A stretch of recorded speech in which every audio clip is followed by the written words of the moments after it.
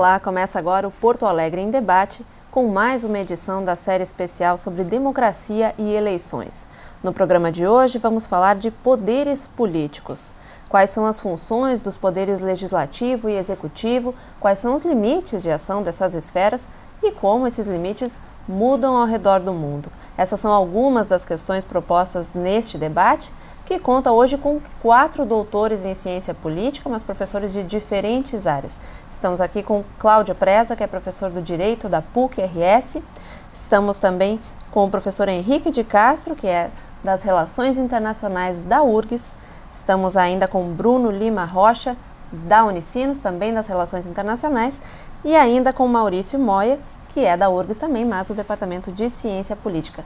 Agradeço muito a todos vocês pela presença aqui no Porto Alegre em Debate. Começando aqui pelo Cláudio. Cláudio, a separação dos poderes é uma das tradições do chamado Estado Democrático de Direito.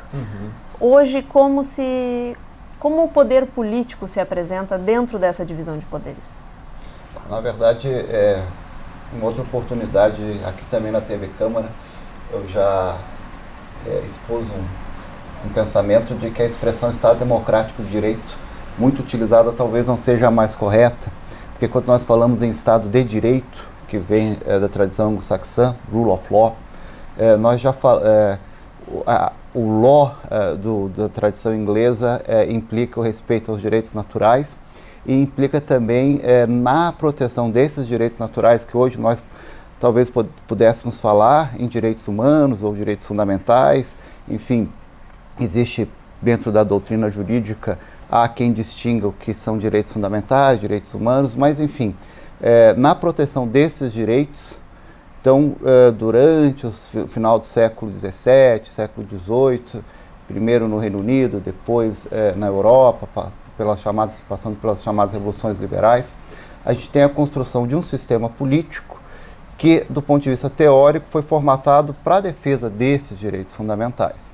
E as famosas declarações de direitos dos homens e dos cidadãos que surgiram nessas revoluções liberais, especialmente na Revolução Francesa, tem todas elas um famoso artigo, uma delas é o artigo 16, muito comentado na tradição jurídica, que diz que não existe um verdadeiro Estado, uma sociedade livre e que respeite os direitos naturais, se não houver separação de poderes.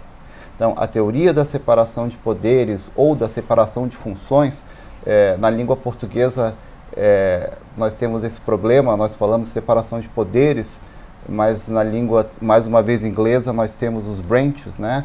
Os ramos do poder, cada um exercendo uma função principalmente. Então, essa separação de poderes visa o quê? Retirar o poder absoluto de um representante do Estado em prol da defesa dos direitos dos cidadãos. Então, essa é a origem histórica, por que separar as funções para que os cidadãos possam ter seus direitos fundamentais protegidos. Então, além de eleger os governantes, a democracia propriamente dita, ou pelo menos o que nós chamamos de democracia representativa, também a separação de poderes, ela tem essa origem histórica. Eu acho que isso é um ponto importante, porque muitas vezes nas discussões mais propriamente políticas se perde um pouco a gênese histórica, por que os poderes ou as funções são separadas. É justamente uma proteção também, por exemplo, que a justiça seja cumprida sem que valores políticos entrem em outra... Na gestão das políticas públicas, na gestão da prestação jurisdicional, a separação e a autonomia entre os poderes e as funções, classicamente a função legislativa, a função administrativa, a função jurisdicional, enquadradas em um determinado poder, que nós chamamos.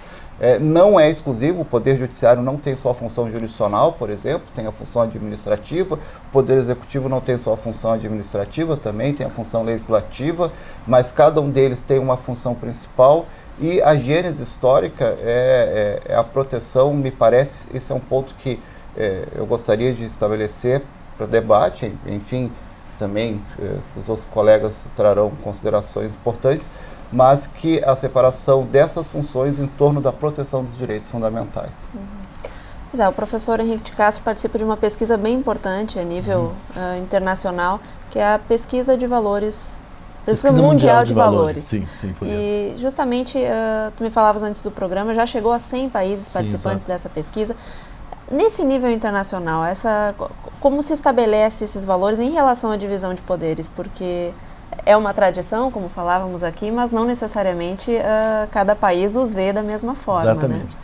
Eu acho importante, Poliana, primeiro, de tudo, é ótimo estar aqui com os colegas, porque infelizmente na academia a gente tem poucos momentos para poder conversar com os colegas. Nós nos vemos muito e conversamos pouco. Perfeito. Então, Poliana, obrigado. Obrigado TV Câmara por essa oportunidade de nós podermos conversar. Primeiro, eu acho que tem uma questão importante quando a gente fala em divisão de poderes. Nós trabalhamos dentro essa visão que nós temos aqui no Brasil, na América Latina, no mundo ocidental, é uma visão que se constrói na Europa. Ou seja, nós temos a nossa visão de mundo é muito eurocêntrica, certo? E nós muitas vezes naturalizamos a sociedade humana como se ela fosse assim, como se houvesse uma necessidade natural, dada, de que os poderes sejam divididos dessa forma, né? Não foi sempre assim e nada nos diz que vai ser sempre assim. Isso é uma construção relativamente recente na humanidade, é uma construção de poucos séculos e nós a tratamos como se ela fosse eterna. Não é. Então acho que a primeira coisa que é importante colocar dentro do âmbito da tua colocação, Poliana, é que aquilo que nós temos no Brasil, aquilo que nós temos no mundo ocidental, não foi sempre assim e não é assim em todos os países. A pesquisa da qual eu faço parte e coordeno no Brasil, essa pesquisa mundial de valores, ela procura verificar algo que é chamado no jargão, dentro da ciência política, como cultura política, ou seja, como que as pessoas enxergam a política e como que elas se manifestam em relação à política, partindo de um princípio um pouco mais profundo, de que existe uma relação entre o que as pessoas pensam, o que as pessoas acreditam, as crenças das pessoas e o próprio funcionamento da sociedade. Então, se nós pegarmos essa pesquisa mundial de valores e olharmos a pleiade de países que fazem parte, as visões sobre as funções legislativa, executiva e judiciária são diferentes. Inclusive, alguns países que tendem a fundir poderes, né? Nós vamos pegar casos, o caso mais tradicional da democracia liberal ocidental, que é a Inglaterra, caso paradigmático ali, que as coisas surgem como nós entendemos, ali existe algo que é próximo de uma fusão do poder executivo com o poder legislativo. Nós não conseguimos separar muito, né? Dentro da lógica que é chamada de parlamentarista. Ou seja, é do poder legislativo que emana o poder executivo. Ele constitui e tem o poder, inclusive, de retirar o governo dentro de determinadas condições, já determinadas, claro, né? Já constituídas. Mas existe quase uma fusão de poderes. Eles não são tão separados como a nossa tradição, que é mais norte-americana. Ou seja, de poderes completamente diferenciados, né? Ou seja, aqui no Brasil, e a nossa tradição lusitana, a nossa tradição ibérica, muito autoritária, muito centralizadora, faz com que a sociedade gire em torno do executivo. Os demais poderes são quase auxiliares, embora, constitucionalmente, eles sejam considerados equânimes, equilibrados. Mas não é isso que a nossa história nos traz. Então, Poliana, voltando à tua questão original, e concordando contigo e achando feliz a tua colocação, os diferentes países, as diferentes histórias, as diferentes tradições constituem diferentes visões e formas de atuação desses poderes que nós consideramos quase que naturalmente separados. Não são. Isso é uma construção humana. Tá certo. Bom, e dentro dos três poderes tem também outras esferas, né? Que é um pouco da tua área de pesquisa, né, Bruno? Pesquisas a teoria da interdependência das três esferas, ideologia, economia e política. E volto a te fazer a questão, onde o poder político hoje... de que forma ele se estabelece dentro dos três poderes, principalmente no Brasil? Boa colocação, que bom estar aqui com os colegas, é muito bom debater e muito ruim só se cruzar em corredor. Eu diria o seguinte, na minha modesta opinião, existe uma separação artificial entre produção, geração e distribuição de recursos e processo decisório. Essa separação artificial dá na endemonização da política e na sacralização da economia como se fosse um saber técnico, correto? Isso faz, na virada do século XIX, depois no final do século XX, uma camisa de força em torno de áreas onde a política não deveria se meter. Isso é um absurdo. Na minha modesta opinião, isso é um absurdo. Você vai parar numa situação limite nessa falácia do Banco Central Independente. Independente do quê? Da soberania popular que elegeu o presidente, que indicou o seu presidente do Banco Central? Um conselho de sábios que vai determinar uma taxa de juros que vai orientar toda a cadeia produtiva brasileira? Então, essa separação artificial, ela na ponta, ela está escondendo um problema que é de origem também. O Cláudio foi muito feliz. A origem do sistema representativo é a origem do sistema da palavra endemoniada, que é classe social. Na origem, os comuns ingleses eram os que tinham posses, detentores de propriedade sem nobiliarquia, sem origem nobre. O voto ocidental, ele nasce censitário. Tu tinha que ser homem, com X de idade e com tanto de recurso. Que é a tese lá do seu Aristóteles, né? Só quem pode decidir é quem tem condição de decidir. Senão você vai cair na demagogia, vai cair numa democracia que vai tentar atingir aquele necessitado. Então essa separação entre política, decisões políticas e processo produtivo em alto nível decisório, isso é uma fantasia, na minha modesta opinião. Então o poder político, por que, por exemplo, no Brasil a gente tem tanta centralização do executivo? 20 a 22% dos recursos brasileiros são compras de governo. Quase metade do PIB do Brasil passa pela União. Então a gente tem uma federação, no meu entender, que ela é artificial, a gente tem uma centralização impositiva na União, isso condiciona os conjuntos dos gastos públicos e condiciona o conjunto das políticas públicas. Então, o poder político na América Latina, felizmente ou infelizmente, para mim, infelizmente, ele passa pela conquista do poder executivo, o que dá a condição de ascenso, porque é um sistema muito esquizofrênico, na minha modesta opinião. Que bom que temos democracia. Agora, a esquizofrenia dele é uma igualdade aparente de direitos com uma desigualdade socioeconômica profunda. Não é que necessariamente teria que ser igualitária, mas distributiva. Então, essa disputa pelo recurso distributivo é o que dá esse pânico pela perda do poder central, do poder do presidente. E vocês podem pegar país por país da América Latina, o poder executivo é aquilo que seria o vencedor leva tudo, ou leva quase tudo. Ou forma a maioria para levar quase tudo. Se não forma a maioria, perde quase tudo também. Será essa a tensão que eu observo hoje. E as matrizes ideológicas a gente pode ver ao longo do debate que são um pouquinho mais complexas. Com certeza, é uma questão que a gente volta também, é a questão das próprias coligações que se critica muito hoje no cenário eleitoral brasileiro. Observação. Claro. Como o eleitor comum vai poder identificar o mapa partidário se as alianças são totalmente heterodoxas? A aliança em nível federal é uma, estadual é outra, municipal é outra. Isso é uma loucura. Ou verticaliza, não tem... Aí reclama que o eleitor identifica. É impossível. 40 siglas, todo mundo vota em todo mundo. Essa tensão entre executivo e legislativo, estamos entrando na seara de pesquisa do professor Maurício Moya. Maurício, a princípio a nossa Constituição dá não um poder, mas uma atenção bastante grande para o poder legislativo na sua capacidade também de fiscalização e tudo mais. Mas tu tens pesquisado bastante essa tensão também, né, de como o executivo e o legislativo têm se tensionado nesses papéis. Eu acho como primeiro agradeço o convite de novo, é um prazer estar aqui com vocês. E pegando o gancho no que o professor Henrique falou, que essa divisão de poderes é uma construção, né? Então, assim, o Brasil, ou digamos, os legisladores brasileiros, ao longo do tempo, se inspiraram em outras constituições, em outros filósofos políticos para fazer a Constituição daquele momento. A nossa Constituição de 88, ela é bastante pródiga em dar atribuições, poderes, digamos, força para o poder legislativo. Isso decorre em grande parte porque na Constituição anterior, no período anterior autoritário, o legislativo foi diminuído, a sua capacidade decisória foi diminuída. Então isso foi certamente uma reação a esse período. Mas uma coisa é o que está escrito na Constituição, outra coisa é a dinâmica mesmo do poder de governo, né, como isso se dá. E aí é inegável que o Executivo tem uma preponderância bem grande sobre o Legislativo. E a discussão, quando a gente chega nesse ponto específico, tá, mas isso é ruim, é bom ou é assim mesmo? Ou se pode ser assim.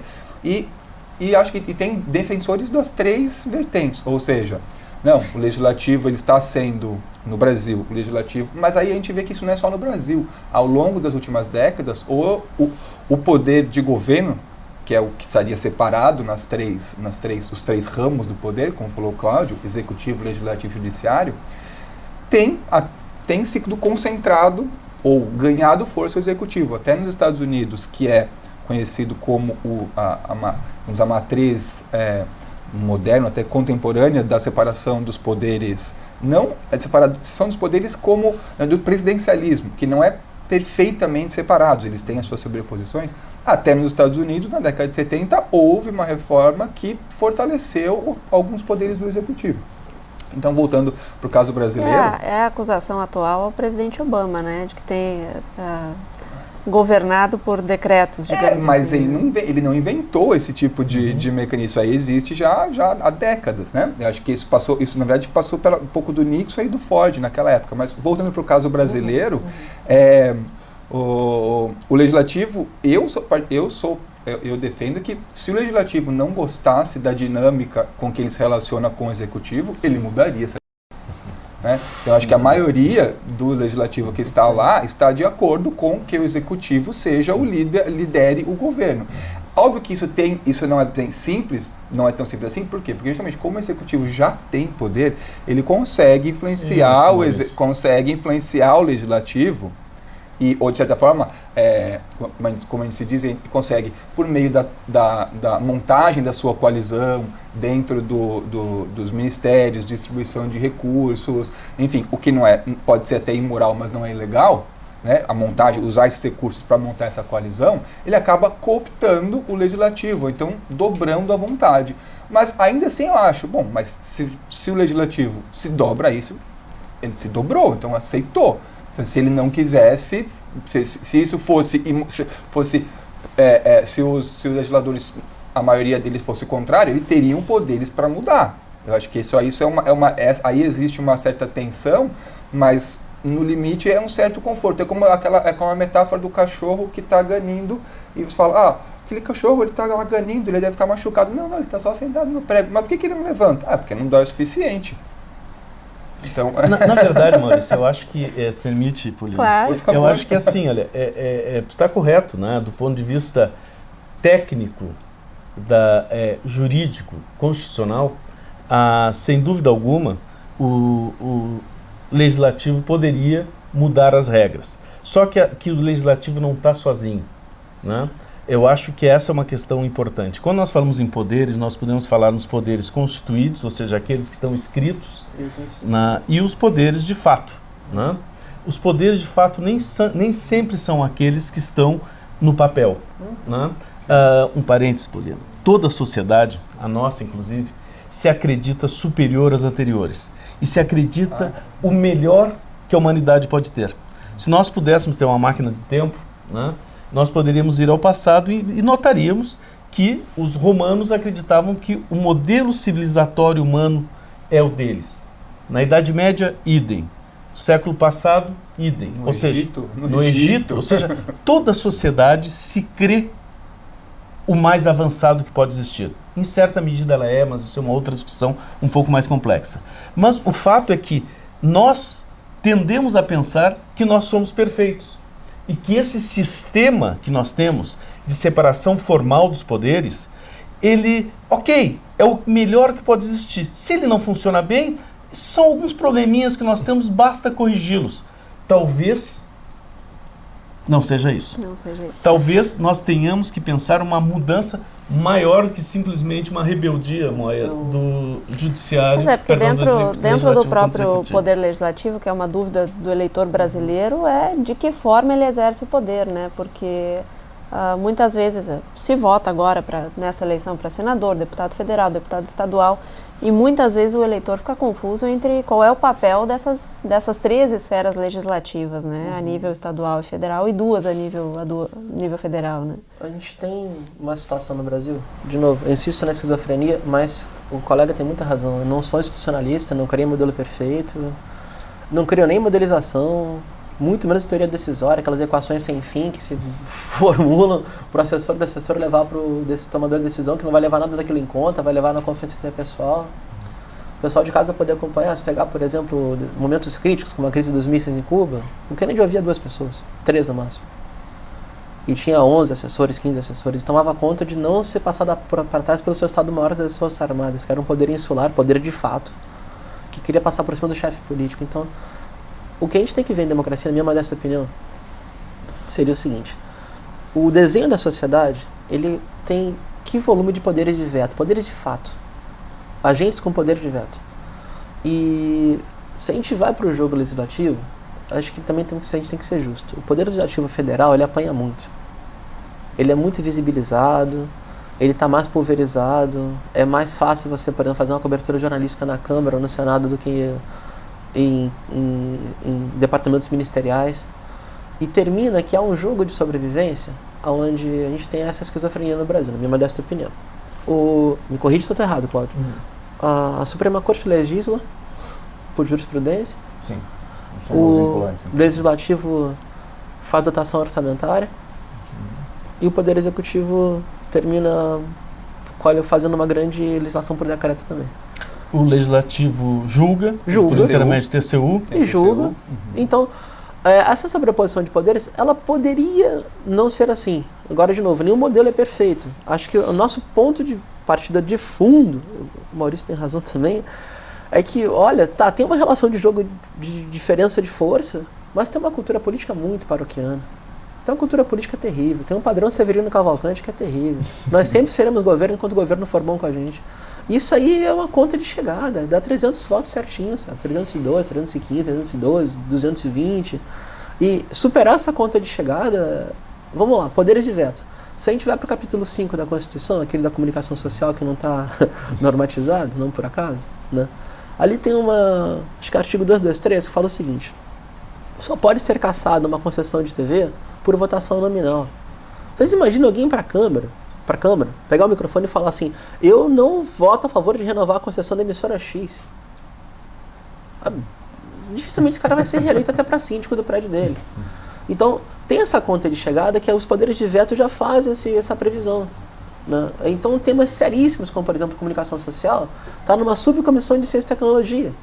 Temas seríssimos como direitos humanos caem na mão de um pastor neopentecostal. Ou seja, é quase que esse arranjo de alocação de decisões e de espaços de discussão não tem o peso necessário. Por quê? Porque tem essa divisão de poderes de veto, de grupos de força, de pouca visibilidade. É difícil acompanhar o processo decisório de longe.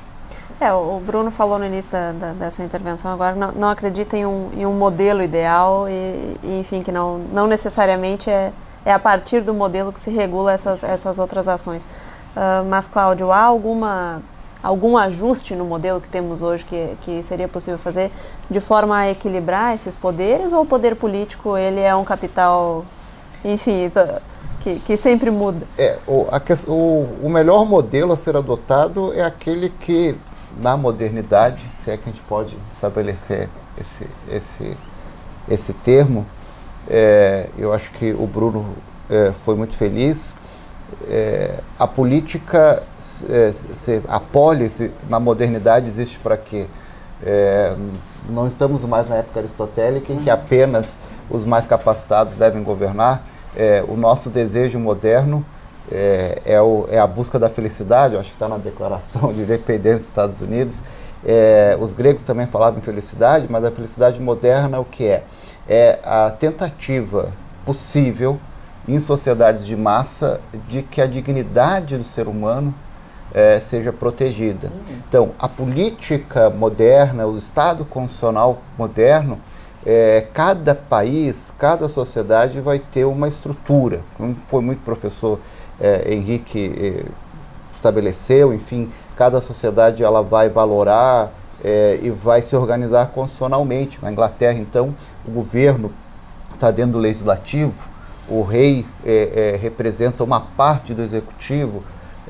No Brasil, o Poder Judiciário legisla, inclusive através de novos instrumentos, como a súmula vinculante, que não deixa de ser uma legislação. Claro, com todas as advertências que devem ser feitas, ela não é uma legislação, mas ela muitas vezes equivale. Ela vincula todos os poderes. Então, para dar um exemplo muito técnico, A prisão, só existem 2 prisões civis no Brasil, a do inadimplente de obrigação alimentícia e o depositário infiel, está lá na Constituição, no artigo 5º. No entanto, o STF elaborou a famosa súmula vinculante número 25, através de tratados internacionais que o Brasil faz parte, e disse que a prisão depositário infiel é ilícita. Isso, ou seja, em última instância, politicamente, significa que o STF legisla. O Poder Legislativo não legisla só, o Poder Legislativo fiscaliza. Hoje, inclusive, talvez seja uma das funções que seja mais televisionada, a imprensa, é a questão da fiscalização. Não, ele não é só fiscaliza, ele julga. Julga e condena. Exatamente. Ele fiscaliza e ele tem um órgão que é o Tribunal de Contas da União, os Tribunais de Contas dos Estados, que exerce uma jurisdição. Lá no direito se discute se é jurisdição própria ou imprópria, mas exerce uma jurisdição. O Executivo, ele legisla através da medida provisória, ele legisla através dos decretos. Enfim, só para quem está, o espectador que está nos vendo e ouvindo, os modelos eles vão se agregando em cada sociedade, mas do ponto de vista da proteção da dignidade da pessoa humana, que é outra tradição também, ou da dignidade do ser humano, me parece que esses arranjos institucionais, esses arranjos políticos, esses arranjos constitucionais, na modernidade devem buscar o quê? A realização efetiva o mais próximo possível, porque também vivemos um sonho, achamos que somos melhores do que o passado, mas efetivamente, também o Henrique disse, em certa medida somos. E me parece que toda essa discussão, mais uma vez, deve estar centrada no respeito a esses direitos fundamentais. Quais são esses direitos fundamentais? O que nós pensamos? A universalização deles? Essa é uma discussão extremamente complexa. Mas existe um mínimo em torno da dignidade do ser humano que esses sistemas políticos devem buscar. Qual o arranjo que vai ser feito? Cada sociedade, democraticamente, o termo democrático aqui, moderno, o sufrágio universal, valor igual para todos, liberdade de expressão, cada sociedade vai se acertar. Mas eu insisto nesse ponto, respeito a esses direitos básicos em torno da dignidade da existência humana. Um ponto que já foi discutido aqui em outros programas é a própria questão do voto, né? De que o simples ato de votar aqui no Brasil é obrigatório e é um direito garantido ao cidadão, não classifica o exercício da cidadania como um todo, né? E acho que o professor Moya tem uma colocação, mas só para já colocar a próxima questão, no sentido de como os cidadãos no Brasil e em outros países têm se colocado no sentido de controlar esses poderes e de ter noção de onde esses poderes estão sendo exercidos. Eu queria então, continuando a conversa com o Cláudio, falando, e já respondendo a sua pergunta, que acho que tem a ver o que eu vou falar, o Cláudio falou da fiscalização. Sim, uma das funções do legislativo, digamos que a função clássica é fazer leis, mas a função clássica é fazer leis. A gente está falando que mas cada país organiza os seus poderes de um jeito, logo uma parte do poder de legislar não está com o legislativo, está com o executivo. Hoje a gente pode dizer que até a maior parte está com o executivo. Ele comanda o legislativo diretamente via MP, via medidas provisórias, ele comanda a pauta do legislativo e via indireta pela sua coalizão. Então, o que acabou sobrando para o legislativo, até acho que nessa mudança, não vou dizer evolução, porque dizer evolução tem um caráter positivo, e não é necessariamente uma evolução, mas nessa mudança da distribuição de poder entre os poderes, entre os ramos de poder, o que sobrou ainda para o legislativo, e que acho que isso é pouco, no Brasil temos um problema com essa função, é a de fiscalizar. Hoje, o que mais chama a atenção da população para o legislativo? Quando tem uma CPI. E a CPI, digamos que é a manifestação máxima desse poder de fiscalização do legislativo, juntamente com o TCU.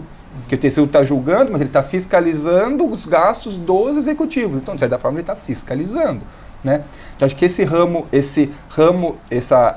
do poder legislativo, agora, no Brasil, adquire uma importância, não ainda um papel efetivo nessa parte, mas uma importância na parte da fiscalização. E aí, indo para a questão da Poliana, como que o cidadão acompanha, como ele pode exercer a cidadania além do voto? Fiscalizando o seu político. O que é fiscalizando? Não necessariamente ficar monitorando ele 24 horas, não é isso. Ainda que acho que até daqui a pouco vai ter o Big Brother na Câmara, 24 horas, tem sessão que vai à noite, né? Mas tem como acompanhar. Hoje tem internet, todo mundo tem acesso à internet. No período eleitoral que a gente está vivendo agora, há digamos, até uma enxurrada de informações e é possível para o eleitor buscar se informar mais a respeito do que fez o seu candidato e exercer o seu direito, o seu voto, com uma maneira mais responsável. O professor aponta uma questão interessante, que é a questão da mídia, né? Existem já algumas pesquisas acadêmicas que dão conta de como o comportamento do próprio legislativo mudou a partir das TVs legislativas, né? A transmissão até das sessões do exatamente, STF, do impacto que isso tem. E claro, academicamente já se está a um longo caminho de considerar a mídia o quarto poder, né? Mas hoje... Mas sobre essa questão tem uma coisa muito engraçada no Congresso Nacional. Uma coisa que muitos de nós não valorizamos, que é a Voz do Brasil, é valorizadíssima pelos parlamentares.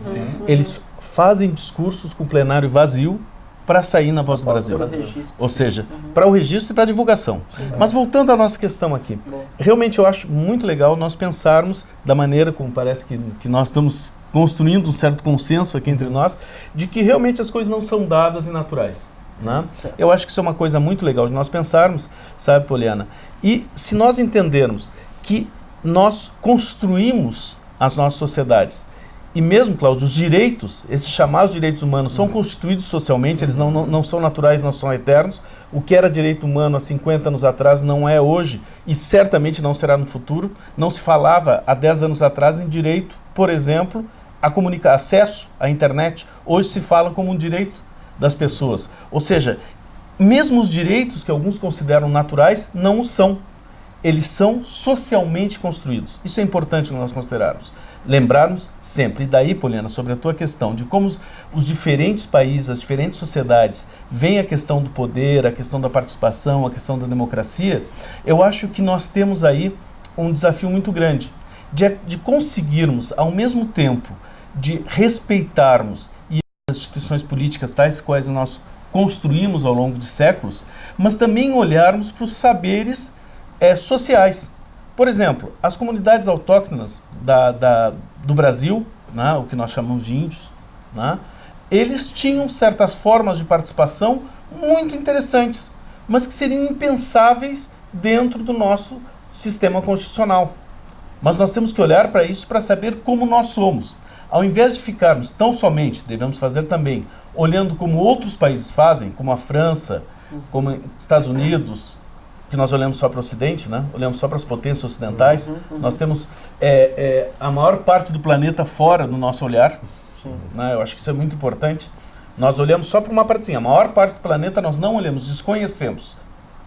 Mas nós podemos também olhar para os saberes que nós temos de participação ou não participação, de consenso.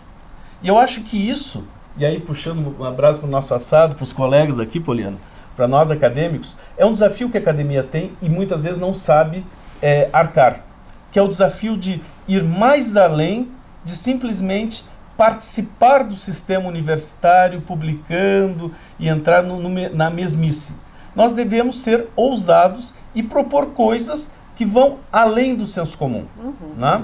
Eu lembro de um colega, um professor meu, professor Eduardo Aidos, já aposentado, professor da URGS, que uma vez ele fez uma proposta super audaciosa à época. À época a internet estava entrando no Brasil, e ele falou o seguinte: olha, por que não um esquema de democracia direta? E muito interessante que nós estamos na Câmara de Vereadores de Porto Alegre, nós poderíamos ter um sistema de todos os vereadores do Brasil poderem votar simultaneamente a algum assunto. Ou seja, questões no âmbito municipal poderiam ser legislados em nível nacional pelos vereadores. Nós temos tecnologia para isso. Não há uma necessidade de um assembleísmo. Mas Bom, aí vem a pergunta, será que é correto, será que não? Essa questão da tecnologia é justamente que eu queria passar a bola aqui para o Bruno, que tem também uma trajetória acadêmica partindo do jornalismo, da comunicação social, né? Que é o que falávamos da tecnologia e desse contrapoder, muitas vezes, que independente da mídia, que é considerado o quarto poder, digamos assim, mas que o cidadão passa a ter também um poder não de voto, mas de aparecer e de cobrar e de fiscalizar de uma forma mais direta, digamos assim. E aí estávamos falando aqui de mecanismos de democracia direta. Na tua opinião, esse poder político tem se estabelecido realmente em relação ao cidadão? Sim. E de novo, que bom os colegas, o professor Henrique foi muito feliz agora, a gente consegue ter uma noção de que as realidades são construídas socialmente, elas não estão dadas e não estão modelizadas, né? Em nenhum modelo é absoluto. Isso é ótimo para qualquer cientista social pensar assim. E aí eu digo, com o cacoete da economia política de onde eu venho, tá? O avanço dos direitos é a diminuição do poder do agente econômico. É uma relação direta. Então, por exemplo, o direito à banda larga, que é uma extensão contemporânea do direito à comunicação, que é uma extensão contemporânea do direito à informação, que comunicação não é informação, a informação está como receptor, a comunicação está emitindo, está distribuindo, ele vai de encontro, ele se choca com aquilo que tecnicamente chama de precificação. A banda larga brasileira é a mais cara do mundo. A Lei Geral de Telecomunicações no Brasil prevê 10% só da banda contratualizada. É uma loucura. Tu vai no açougue e compra 1 quilo de carne e leva 100 gramas. É a nossa banda larga. Recentemente o Natal está revendo isso. Então, a noção de que o avanço dos direitos diminui o poder do agente econômico, quando a gente vai trazer para a questão do poder de emitir, do poder de mediatizar, é direto. Então, por exemplo, hoje temos poder de emitir. Ano passado, 2013, o Brasil explodiu em redes sociais, tá? Mas o tempo de hora trabalho, de hora remunerada para produzir esse conteúdo, ele não existe, ele é um ato voluntário do cidadão. Então, o que esse direito à comunicação implica? Implica diminuir o poder do agente econômico das suas relações umbilicais, como qualquer sociedade capitalista tem, com os fundos coletivos e recursos do Estado. Então, se a gente avança no direito à comunicação, a gente avança no direito à democracia direta de imediato, na hora. É por isso que legislar sobre comunicação social é um tabu na América Latina. Porque talvez os grandes partidos ideológicos, assumidamente mais à direita na América Latina, são os aparelhos midiáticos. Talvez eu digo de forma muito hipotética, com grau de certeza elevado que eu estou falando isso. E aí uma brincadeira eu não resisto. Vamos imaginar, é meu sonho, uma reunião do Copom, Conselho de Política Monetária, televisionada, com comentaristas, explicando tecnicamente, explicando para a grande população que estão discutindo como se fosse aspas técnicas. Né? Explicando para mais ver qual é a implicação daquele 0,5% da taxa Selic ao final do mês, ou ao final de cada 45 dias, o que vai implicar no final da ponta da incidência de imposto sobre salário e consumo. Isso seria um avanço da democracia direta via comunicação social. Agora, o que nós temos hoje é um poder de pressão muito grande das redes, na minha opinião, mas uma ilusão. Foi feita uma pesquisa muito feliz pela Federal do Espírito Santo ano passado, que viu que 80% do que era retweetado ou replicado via redes sociais vinha, por exemplo, do Estado de São Paulo, do Estadão, que seria a redação mais apurada em termos de mídia eletrônica e mídia digital. Então, a remuneração para produzir conteúdo ainda é um fator essencial na disputa pela democracia direta e pela democratização da mídia. A gente falou desse poder político que o cidadão vem conquistando nas últimas décadas, principalmente nos últimos anos, mas também já falamos em outros programas, inclusive os professores já participaram, dessa chamada crise da democracia representativa, né? Que não deixa de ser uma crise do poder político que se estabelece com ela, né, Cláudia? Na tua visão, qual é, para que caminho estamos indo nesse sentido de garantir que a democracia representativa seja de fato representativa no Brasil? Pergunta economia. Em 2 minutos, resumam. Realmente não sei te dizer com certeza alguma. Acho que ninguém... eu só queria voltar um ponto. Eu concordo com o Henrique e com o Bruno e com o Maurício. São construções históricas, são construções sociológicas. Mas quando eu falo nesses direitos naturais ou direitos fundamentais, estou falando dos mais básicos. E nós nos acreditamos tão evoluídos e tão tecnologicamente superiores, mas nós temos situações, eu vou usar a expressão social, mas em lato sensu, nós temos condições sociais inferiores à antiguidade. a modernidade que tão propala os avanços, enfim, dos recursos materiais, temos situações de miserabilidade no mundo contemporâneo que mostram a falência do sistema, se é que se pode usar essa expressão. Então, quando eu falo nesses direitos básicos, eu estou falando nesses direitos como a manutenção da vida com o mínimo de dignidade e que em muitos lugares não se consegue. Então, o sistema político, o sistema democrático representativo, o sistema das democracias, entre aspas, semidiretas, do uso de recursos tecnológicos para uma democracia mais direta, eu insisto mais uma vez, a separação de poderes, funções, como cada sociedade, em cada um de seus contextos, respeitando suas condições e peculiaridades históricas, culturais, mesmo religiosas, elas vão fazer isso. O mundo é chegar no momento, você fala tanto em globalização, muito em globalização econômica, uma globalização mínima de valores, por mais improvável que isso possa parecer, em torno de garantias básicas à condição humana, de dignidade mínima de vida, que eu acho que agora é o achismo mesmo. Estou deixando um lado acadêmico um pouco, falando como cidadão do mundo, que hoje eu acho que nós podemos usar essa expressão, de que nós precisamos estabelecer um consenso mínimo, tá, em torno do que deve acontecer. Nós temos cenários de guerras do mundo hoje, e a guerra é um fenômeno histórico, existiram guerras muito piores, enfim, mas de qualquer forma, toda essa questão da democracia, dos sistemas constitucionais, separação de poderes, a discussão, me parece, mais uma vez, vou voltar à minha primeira intervenção que eu fiz, deve estar centrada em cima de quais pontos a humanidade, apesar de todos os desafios, apesar de todas as peculiaridades, ela quer, e cada sociedade, como respeito a essas condições básicas, porque senão, aí eu acho que é um retrocesso que a humanidade não pode pagar. Multiculturalmente, essa harmonia de valores é viável? Pois é. Poliana, tu falava sobre a questão da crise de representação, a crise da democracia representativa, alguns falam em crise da democracia. Desde que eu me conheço por ciência social, já faz algum tempo, não quer dizer que eu seja, eu me considero, eu sempre ouço isso. E se alguma coisa está permanentemente em crise, talvez não se trate de uma crise, talvez se trate de uma necessidade de repensar a própria existência do modelo. Ou seja, essa lógica de representação, de democracia representativa, tem que ser algo a ser pensado com muita profundidade para nós construirmos algo mais avançado. Mas eu não penso em soluções mágicas, como, por exemplo, democracia participativa, e mesmo essa polêmica em voga dos conselhos, da normatização que foi feita pelo governo federal sobre participação em conselhos e tal. Isso é uma falsa discussão, né? No Brasil, dentro da nossa tradição, mais uma vez, ibérica, portuguesa, nós tendemos a pensar que o Estado provém tudo. Tudo vem de cima. Nós legislamos para depois ver se as coisas acontecem. Inclusive aqui no Brasil tem uma expressão maravilhosa, né? Aqui as leis são que nem resfriado, elas pegam ou não pegam.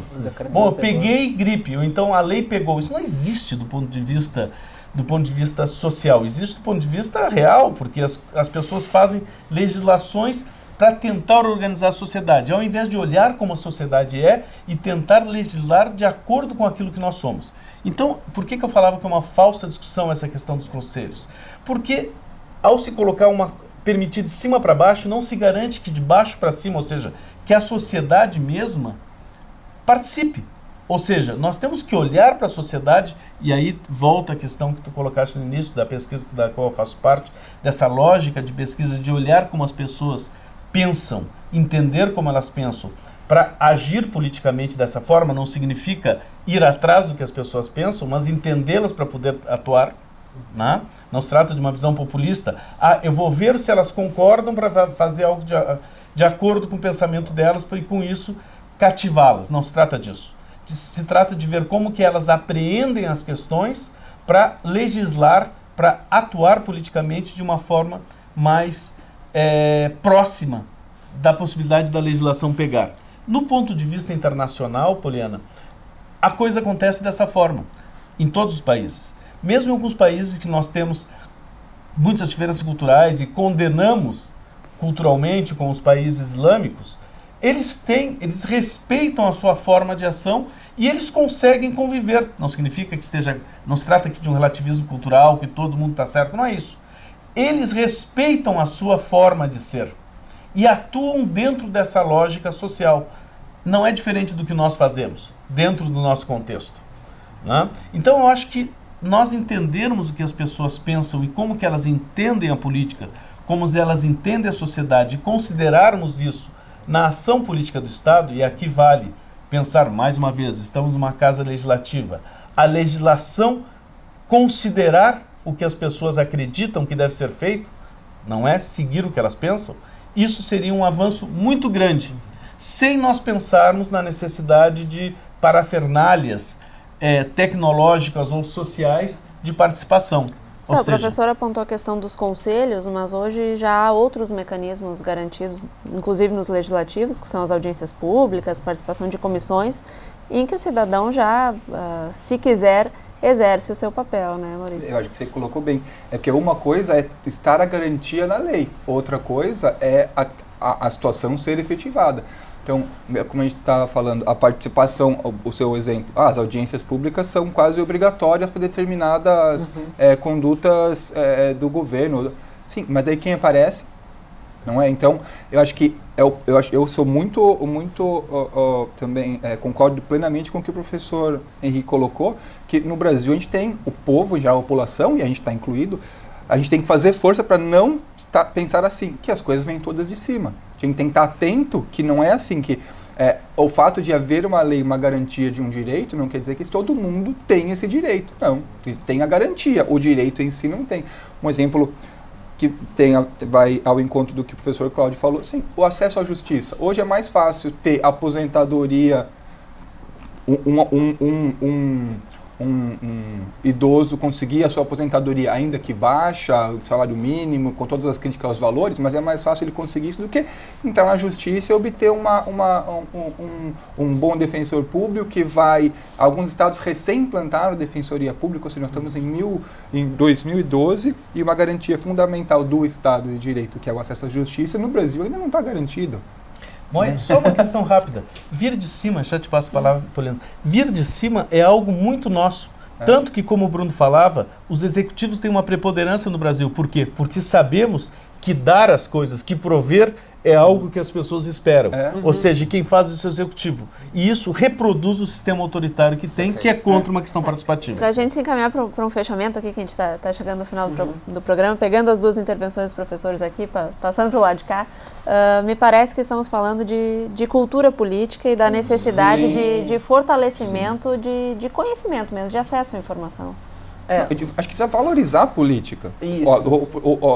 Precisa entender que a política não pode ser excluída da vida social. Óbvio que não vai viver política 24 horas por dia, mas não pode você se alijar da política, é o pior comportamento. Me permitem pregar aqui na defesa da polis. Profunda desconfiança com o discurso antipolítico e com igual desconfiança associar que a política é o ato de buscar uma carreira política. A política é tomar decisões de sociedade, lutar pelos direitos, ampliar o volume dos direitos e entender quais são os poderes de veto contra esses direitos. Aí as maiorias podem vir a se organizar. O problema é que isso, do ponto de vista do discurso, é muito fácil de ser executado. E na América Latina, na ausência de condições materiais, está muito melhor, tá? Mas na ausência de condições materiais, quem provê de forma autoritária, de cima para baixo, termina assegurando uma reserva eleitoral. Então tem muita desconfiança. E se abre canais de participação de forma vertical, acaba criando uma espécie de reserva eleitoral e um vínculo plebiscitário, um vínculo quase que uma consulta direta para a sua reserva. A garantia dos direitos fundamentais seria quebrar esse vínculo de dependência. Mas aí tem que discutir redesenho do Estado, redistribuição impositiva, condições de legislação direta ou semidireta, seria um outro debate. Tá certo. Cláudio, para a gente encerrar, tu concordas com essas colocações? Concordo, especialmente com o Bruno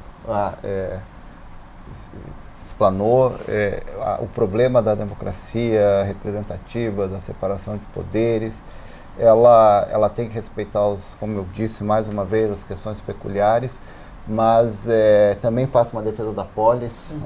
A verdadeira política implica, como o Henrique disse, essa mudança de mentalidade de capital cultural, como o Maurício também destacou, e somente a partir dessa mudança realmente essas outras discussões, quais são o melhor sistema eleitoral, se é o distrital misto, se é o proporcional, se é o de lista fechada. Eu, por exemplo, eu sou um que, eu defendo a lista fechada.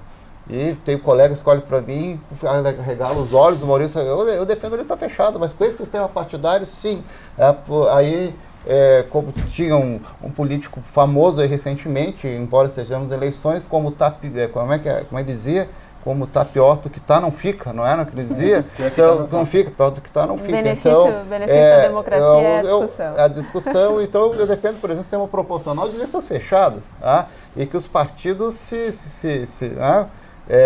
mas, enfim, essa brincadeira que eu fiz agora mostra que a necessidade da participação política e que a gente construa com protagonismo a cidadania. E aí sim, todas essas discussões passam a fazer um outro sentido que não um sentido meramente técnico, embora muito importante. Consciência política, para a gente resumir o que falamos durante o programa. Professores, muito obrigada pela participação de todos vocês aqui no Porto Alegre em Debate. Eu agradeço também a sua audiência. Nós encerramos aqui uma série de 4 programas sobre democracia e eleições, passando por diversos conceitos tradicionais da nossa sociedade, e continuamos na próxima semana com uma nova série de programas focada em cidadania, política e nação. Eu espero você no próximo Porto Alegre em Debate. Até lá!